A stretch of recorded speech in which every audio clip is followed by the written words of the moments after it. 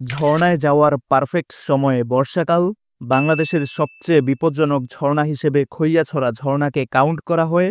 আর এই বর্ষায় আমরা ঘুরে আসলাম সবচেয়ে বিপজ্জনক এবং বাংলাদেশের সর্ববৃহৎ ঝর্ণা খৈয়াছড়া থেকে।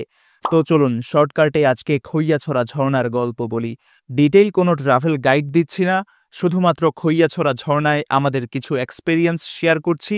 আমরা খৈয়াছড়া ঝর্ণার সর্বোচ্চ ১২তম ধাপ পর্যন্ত উঠেছিলাম। এরপর সেখান থেকেই শুরু করলাম লম্ফঝম্প। প্রচুর পরিমাণে লাফালাফি করেছি এবং স্লাইডের অংশটা থেকে লাফঝাঁপ দিয়েছি ঝর্ণার ছোট ছোট এই পুলে, যা আমাদের খৈয়াছড়া ঝর্ণা ভ্রমণটাকে আরও প্রাণবন্ত করে তুলেছিল। তবে এইভাবে লাফালাফি করাটা কিন্তু অনেক রিস্কি। প্রচুর পরিমাণে দুর্ঘটনার নজির কিন্তু এই খৈয়াছড়ায় রয়েছে।